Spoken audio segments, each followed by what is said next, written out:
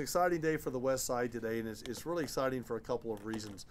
What we're actually doing from a functional standpoint today is we are signing a document for a Special Assessment District 228. What does that mean? What it really means is that we have landowners in the city of Albuquerque on the west side, in the Volcano Cliffs area, if you will, who have owned property, many of them for 30 years, sometimes more in certain cases, who have really been able to not develop their land and not take advantage of their personal investments on the west side because of some hindrances that were put in place over time. And so working with Councilor Dan Lewis, who's with me here today, who's our city councilor from District 5, a number of neighborhood advocates who've been working for many, many years to be able to invest in their property. We're just really pleased to make this announcement today. Before I get started into some of the details, I would like to introduce some of the folks that are with us today. So when I raise your hand when I mention your name, Bill Wright's with us today. Joe Archbold is here with us today. Ivan Santisteban is here. Kyle Falls and Jerry Falls. We've got Keith Perry, Jim Weigman, David Heil, and I don't see Dan and Pat were not able to make it today. So let me go back to the beginning a little bit, and then I'm going to have Councilor Lewis make some comments as well, because he sponsored the legislation that got us to this point here today from the city's standpoint. So for years we've had people on the west side of Albuquerque that want to invest in their dream, in their homes, in their land, but they've been really kind of stopped, if you will, by bureaucracy and some of the things that have been happening inside of government. Today that changes because we've reached a great compromise to do several things. Number one, to protect our open spaces, and that's vitally important, but while giving these landowners the ability to invest in their future and in their dreams. Today I'll be signing the Special Assessment District number 228, which authorizes the city to facilitate a Westside Neighborhood Association's effort to build sidewalks, water, sewer lines, access easements, which will enable economic development and job creation in this part of Albuquerque. It's an important day for Albuquerque's West Siders, who can finally make their investments that will in turn create these jobs in this economic development activity. In a country that was founded on personal property rights, I believe this is a major win for our citizens because it allows property owners to realize their investments. And as I was just talking earlier, this is actually a situation that I learned about when I was in the state legislature. And these folks have been fighting long and hard to get to this point today. Just some background, this particular section of Albuquerque's west side began development over 30 years ago, as it was called Volcano Cliffs. The Homeowners Association connected with the property requested the city of Albuquerque bring about this action because it was problematic for them to build the homes that they had intended to build when they purchased this land over 30 years ago. Normally, the normal process is developers will come in and they'll build the necessary infrastructure associated with their development, but because there's no one developer associated with this particular area of the city, that became problematic for this particular tract. As time passed, the property became locked in legal battles with the city of Albuquerque, and so we're relieved and very grateful to everybody that came to the table. Councilor Lewis, all of the staff at City Council, all the legal staff from the city of Albuquerque. We've got folks here that can answer specific questions for you from the city of Albuquerque who have really put a lot of time and effort into coming up with a great compromise here today. So I'm just really pleased that we'll be able to sign this document today. And with that, I'm going to turn it over to City Councilor Dan Lewis. Dan carried the legislation for SAD 228. It was not a normalized process from the standpoint of one quick committee hearing and a vote on the city council. It had a number of steps that it had to go through, and did a wonderful job with it. So, Councilor Lewis, congratulations to you. Great, thank you. Well, thank you very much to the mayor and for all of the administration, the staff, and so many people that worked on this project together. Many meetings over a long period of time. Where our planning department and landowners, where we met together and kept coming back to the table and talking about it. But this is a good project. The signing of this document really represents the culmination of a lot of years of hard work. The mayor mentioned about 30 years of property owners that have owned this property for many years. I know many of those people. I meet them all over the town that have property here. They've made investments, but they've not been able to build on this property. And so it's good to see that we're not only the infrastructure that'll be provided in this project, provide the storm drainage, the sewer, water, It'll also provide for open space that's very much needed on the west side. So we're doing a lot in this project to really protect the great amenities that we have, the real treasures that we have on the west side, and also build a great community. This is a remarkable area, and the whole area around this SAD, the Volcano Cliffs, really the property association that does a great job really representing them, all the property owners. But it's a remarkable place in our city, and looking forward to this project being completed. And again, signing this document today is really a culmination of a lot of hard work, and we certainly appreciate everyone who's here. And we're very grateful to be able to get this done. And thanks again to the mayor, Michael Reardon, and so many others that helped us to get this done. This was a process, about 5 pieces of legislation that through the state legislature and the state laws that allow us to be able to do this, and the property owners took advantage of what we were able to do under our charter and under the law of the state of New Mexico. So it's a good project. I believe it's the right way to do this, and it's going to be a great benefit. It's going to improve upon an already remarkable very vibrant part of our city. So thank you very much. Councilor, thanks.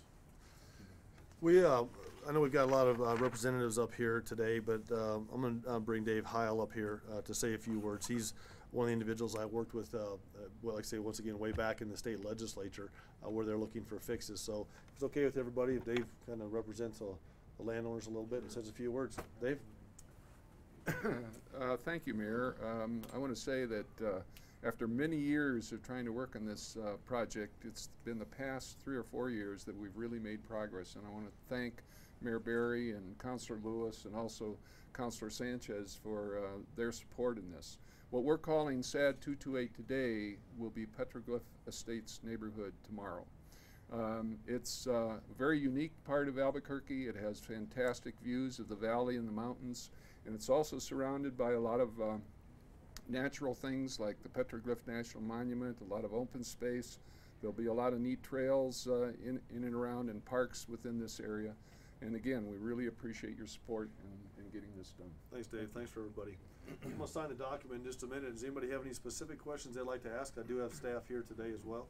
They might be able to answer some of the questions if you have any. So this will be a residential subdivision, and property owners will just individual ones? Mike, you want to come up and answer? Homes? I mean, I know the answer, but let's let Mike. Yes. You walked all the way up here to say yes, but why don't you go up and give a few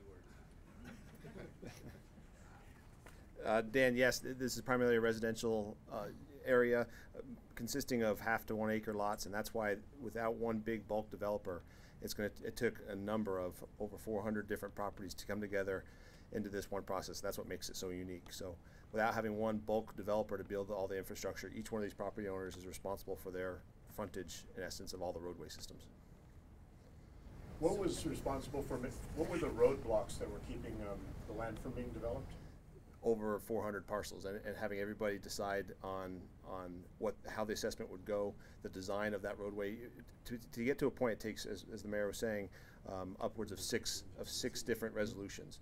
And one of those, the most critical one, the third one, you have to develop what the costs for the projects are, and all the property owners, or majority of them, have to agree to those property costs. So once we got through all the planning issues and everything that developed earlier, that was the big part, was making that happen.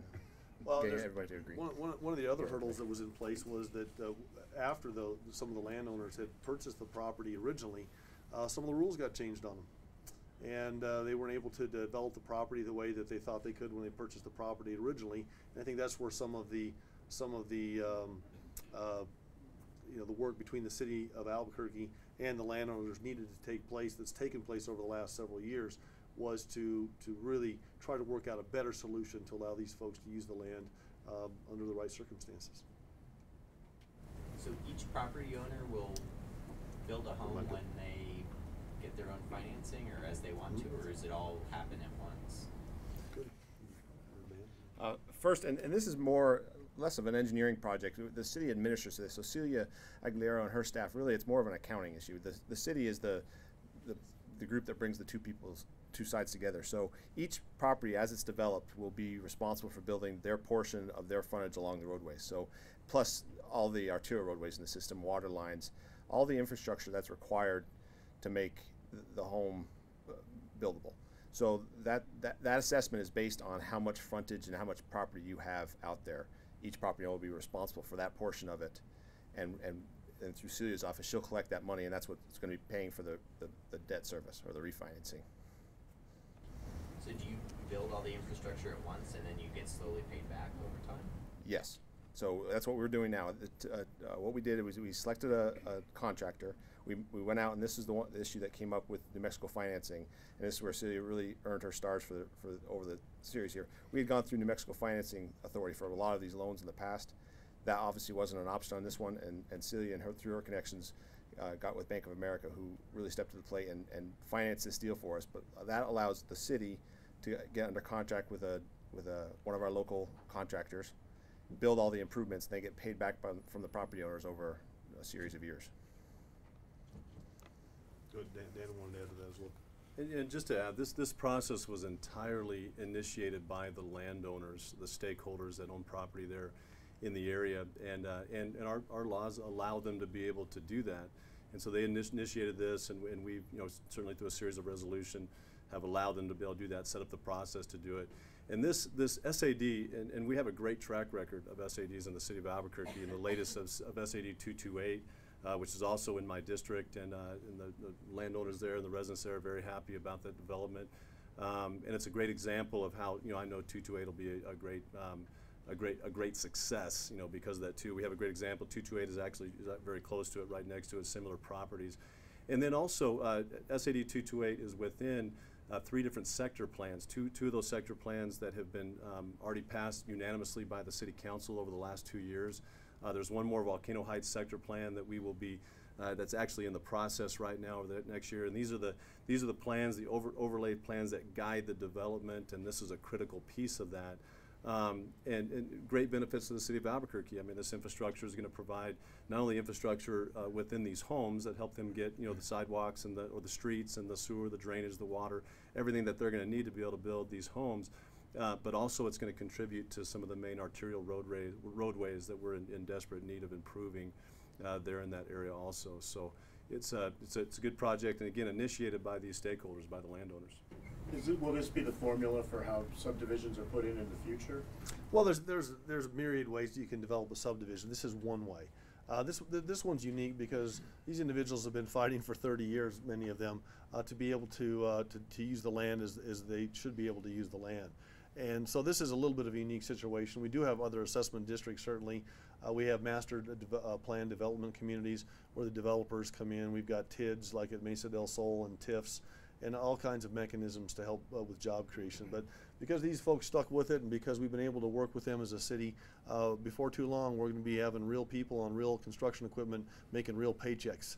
And then we're going to have real landowners that have real property that they can actually build a home on. And that will just create more jobs. That helps our tax base. So this is just a perfect example of kind of stepping back as a government and understanding that people have private property rights, that it's important that we protect those. It's important that we foster economic development. And I just really want to thank all of these individuals for sticking with it as long as you did. And we're glad we could be part of the solution.